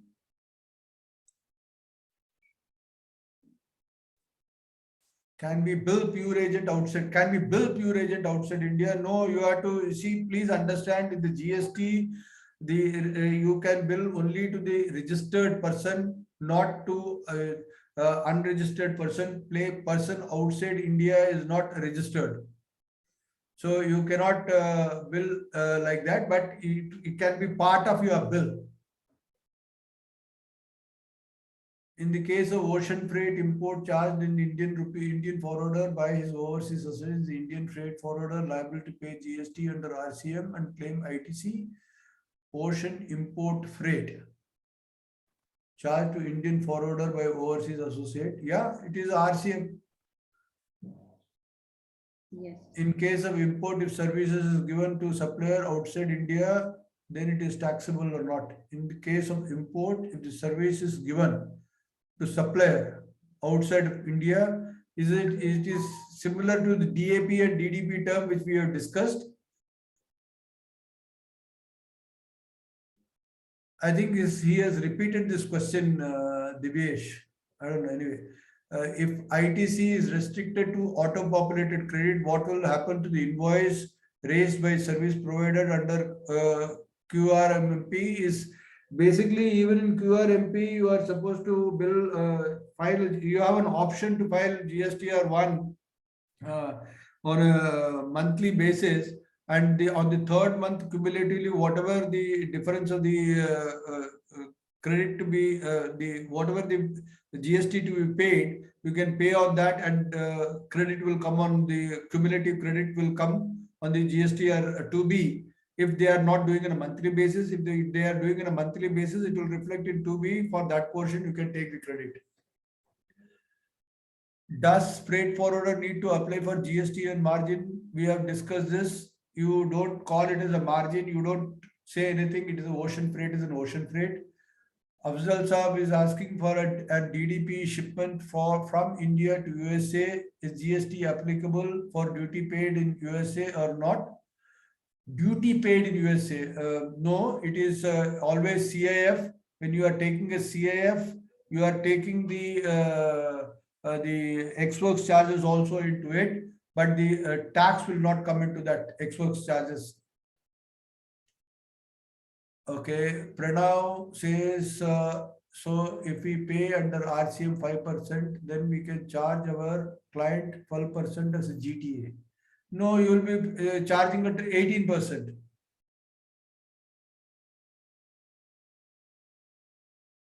Because you are not a GTA. Atul, transportation charges in case of export of export basis are charged to overseas associate, which is not covered in 7 categories. This will be export of services, hence no need to charge GST. Kindly confirm. You have to, when you are paying the, either you pay under LUT. If you are doing under LUT, then you don't pay any charges. If you are paying under GST, then you have to pay the GST charges and you have to take a refund thereof. Mohammed Shadab, if the recipient and supplier are situated at India, but payment received from outside India, it will be treated as export of services. No, it will not be. Please go through the place of services rule very clearly. It cannot be. In case of GTA, we are situated in Delhi and hired the truck in Punjab. How make a consignment note? In case of GTA, we are situated in Delhi and hired the truck in Punjab. How to make consignment note? You have hired the truck in Punjab already. Where is the goods you are picking up from? From wherever the goods you are picking up, he becomes the shipper, the consigner, and the consignee, he will put it there. So, Rama, the way I understand this question is, the state is different. So he is located. So intrastate or interstate? Okay. Okay. So if you are talking about, that is wherever it is, your consignor is located and where the shipment is going. If the consignor is Punjab and consignee says in Delhi, it is interstate. If it is from Punjab to Punjab, it is intrastate. No, not the consignee. The service provider is from a different state. The GTA is located in Delhi and he is moving cargo out of Punjab and rendering service in Punjab. That is how I understand. No, whosoever issues, it is very simple. Whosoever issues the GR, he is a GTA, he issues the GR, he has to have a registered, or he should have a branch office in Punjab. So the Punjab becomes the location for him. And there are a lot of people now offering that service for some. Yes, of course, yes. Yeah. Yes. All indirect expenses for business are part of common ITC. What is it? Indirect expenses. See, you please go through the 17.5, the slide which is there, which will be shared with you. That 17.5 is the total item which has to be taken as a common ITC. For example, the rent what you are paying, the audit fees, etc. are part of the common ITC. So you have to really go through the 17.5 section is a large section. Please go through each and every one of it. Then you will be able to get the answer. Can excess ITC or GST portal refunded? No. No, this is unless until it is an inverse credit, you cannot get the refund of that.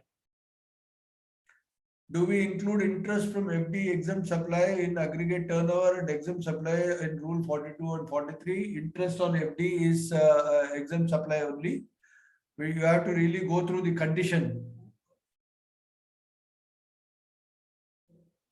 So the questions. No, hold on. Do we include interest on from FD? FD is not to be treated as an exempt supply. FD is not to be treated as exempt supply. It is not rule 42, 43.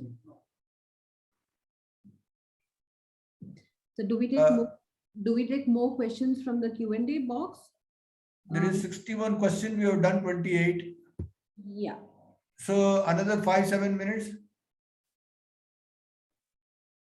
So there are too many. And in the meanwhile, people can post other questions. Rama and Ashu will come back to you by email and we will circulate to all.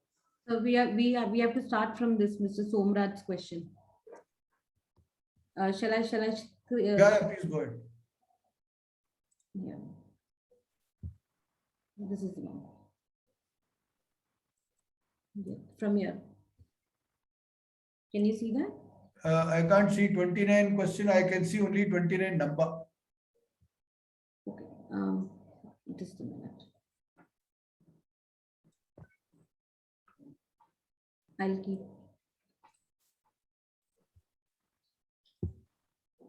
I'll keep pasting the questions here only. Yeah.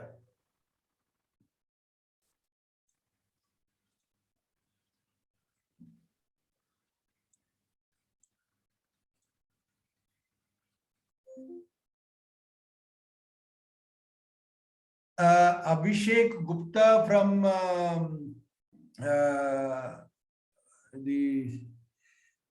what's it?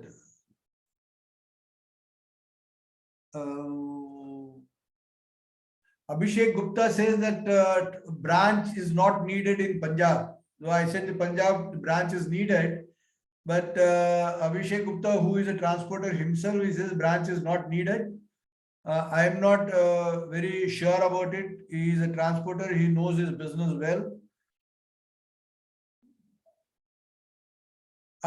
He is from Aitwa. He is from Aitwa.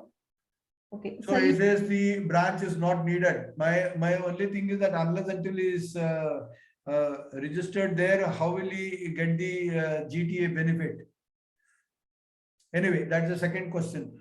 I'm just copying the questions, not the names of people. You can just read one by one questions, please. Okay, thanks for clarification on exempted GST services, freight and freight export. Also, similarly, export by sea is also exempt, is clarified, but sea freight import is always charged. Sea freight, yes, 5% on GST on FOB freight. Kindly request you to let know under which section or the circular is. This is for the purpose of import. There is a notification has also come where 5% GST is chargeable on the import freight.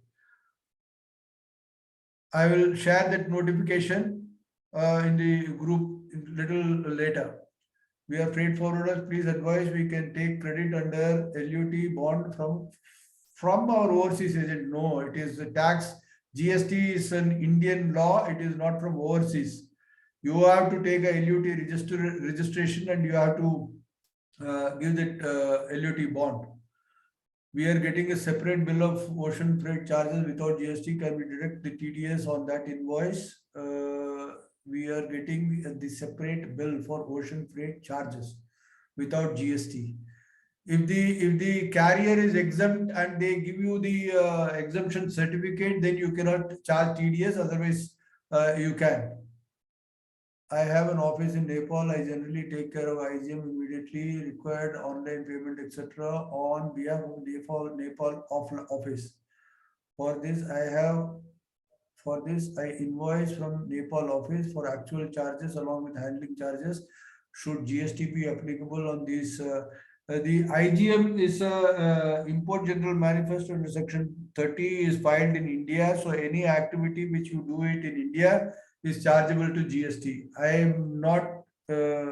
If you are in Nepal, how can you file IGM here? So therefore, you have to have an office here in filing the IGM. So I presume that you have an office, but you are billing from Nepal. But IGM is done in India, so any tax which is applicable in India is applicable for this activity also. In case of pure agent supply, the recipient deducts TDS on CB's separate invoice for such supply, stating that how can they deduct TDS on supplier? Normally, what it is done in this case is that the supplier deducts the TDS, and there are two ways of looking at this. Normally, what we do is if there is any large company who is very finicky about the TDS issue on the supplier, we ask them to open their own PDA account and debit their PDA account, and they can subject to TDS. The second thing is the way they are doing the airline, the custodian, airline custodian, or the public sector undertaking like Concor and all. Whenever you give a Form 16, they give you a credit back on the credit back to the supplier if they have their own PDA account, or they issue a check. This is how it is adjusted. There is nothing else we can do about it. See export shipment logistics person bill to foreign agent, not in shipper, but all the cost in India. In this case, GST applicable for agent billing. See export shipment logistics person billed to foreign agent, not in shipper.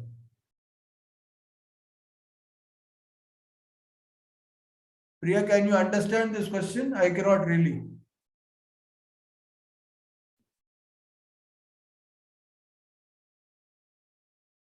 Priya, can you understand this 34 question? I'm reading it, so just a minute.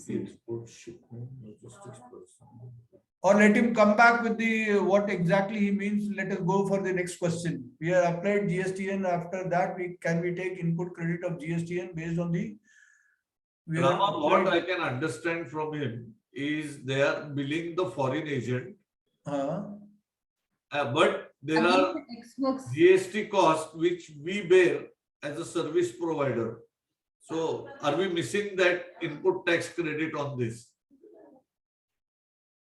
That is my understanding. No, I don't think so. That is not the question. The question is again on the ex-works charges, sir. That they are billing all charges to the foreign agent and nothing is billed to the shipper in India. That's what I'm understanding out of it. Yeah, but he's saying all costs in India in case GST applicable for the agent billing. So we for export compare that, but we are billing to the foreign agent. So what about if it is a foreign agent, then he has to do it in LUT or on GST paid and take the refund. That is the only way. We are applied GSTN. After that, can we take the input credit of GSTN based on the vendor bill? If you have already applied and you got the GSTN number, all the best. Otherwise, the way the new the proposed budget is there in GST, the new GSTN, they will take some time before you get the credit thereof. Yes, as soon as you get the GSTN number, you can take the credit. But so long as that it comes on your 2B. What should be the GST percentage for margin added on ocean freight? freight. We have already discussed this again and again. Please don't call yourself as a margin. That is the what Shantanu has said. That is what Ashu has said. That please don't call that as a margin at all. You call it as a ocean freight. Is the GST applicable to SEZ customer for import shipment? Can we utilize SGST available? Please understand one thing. SEZ is a unit within India as an outside unit, which means that it is outside the country. Therefore, there is no SGST available credit there at all. It is a IGST always.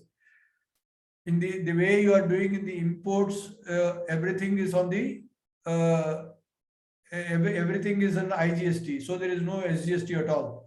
So, is the SGST applicable to SEZ customer for import shipment? For import shipment,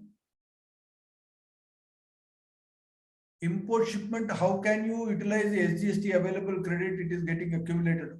Oh, you mean that you are saying about the priority in taking credit of CGST and IGST, CGST and UGST, CGST and SGST. In this case, you cannot. You have to take against the IGST only. If you are paying to IATA, FMC, FIATA membership, is RCM applicable for all these things? There is no. You cannot take any credit thereof. So therefore, any membership which is very clearly mentioned that membership you cannot take any credit. Regarding third country shipment, if you are billing freight and other charges like clearance, haulage to the client in India, GST will be applicable even for the freight or just the other charges. Regarding third country shipment, I presume it is an export.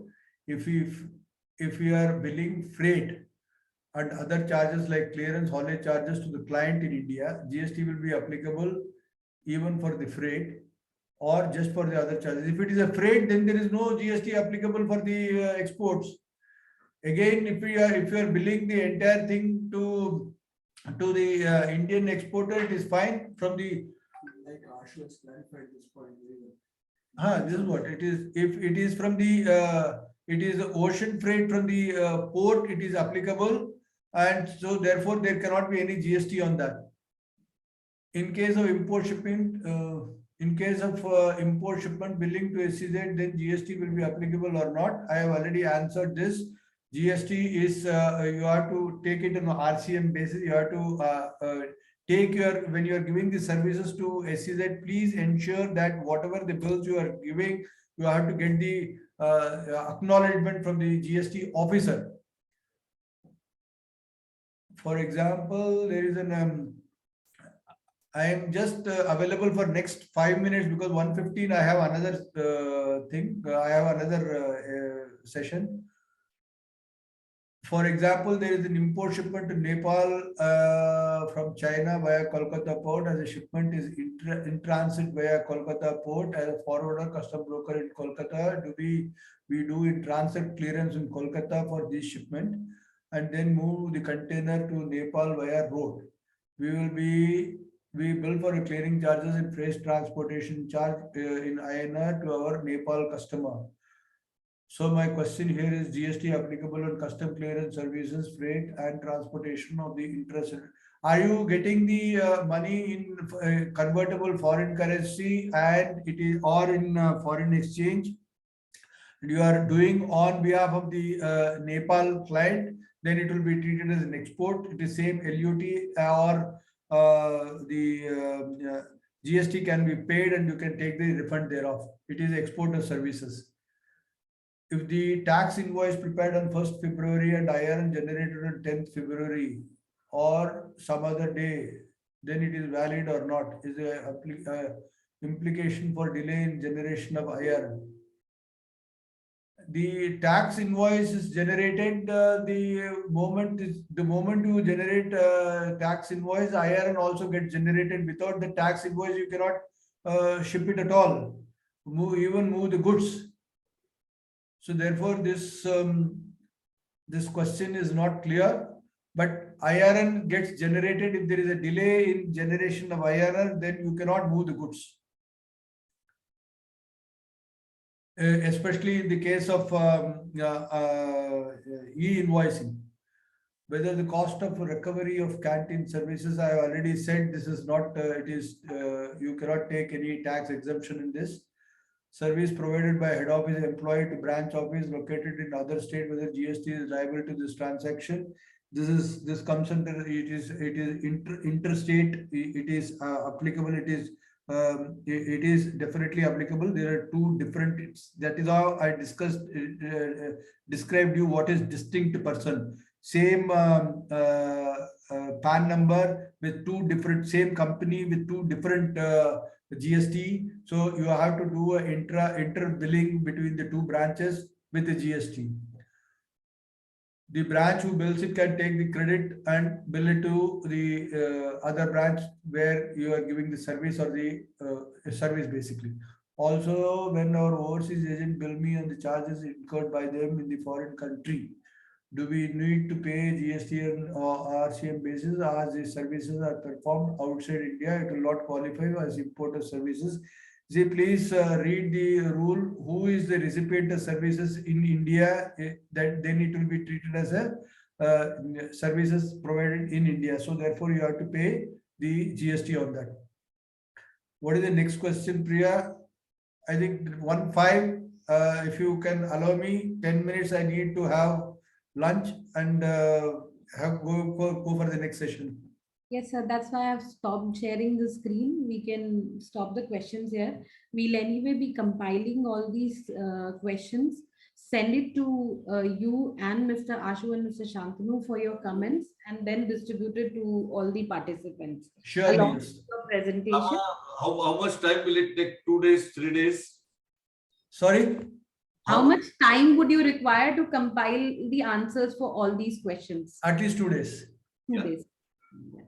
Okay, so we'll just, I think once the question is there, then we can give more clarity with the examples. so we'll make a common Google sheet, sir. We'll send it to all of you so that the answers can be compiled and then along with the presentation sent to all the participants. Surely, yes. Right. So over to Shantanu, sir, for a thank you note. And Thank Rama. It was a wonderful session. And thanks all the participants. I think we had good, nearly 225 participants, and we have 65 questions. That shows that it was a very engaging session, and it's the biggest encouragement to the association and the faculty we call for presenting. Maybe Rama will consider second session considering the good response. And we will be replying, maybe Rama compiles in 2 or 3 days, we will share to all the members the response to the questions. Equally, we will consider if we can upload the session on YouTube. It is very difficult to share the recording with individual participant or individual member. So that we will consider, and you can be in touch with the Employee Secretariat for it. Thanks, Rama, again. Have a quick lunch and join the second session. Thank you so much. Thank you. Thanks a lot to the entire team of Amtoy and for coordinating. Yeah. Have more such sessions. Yeah, surely, yes, we can. Thank you so much to everybody. Thank you. thank you. Delta, you can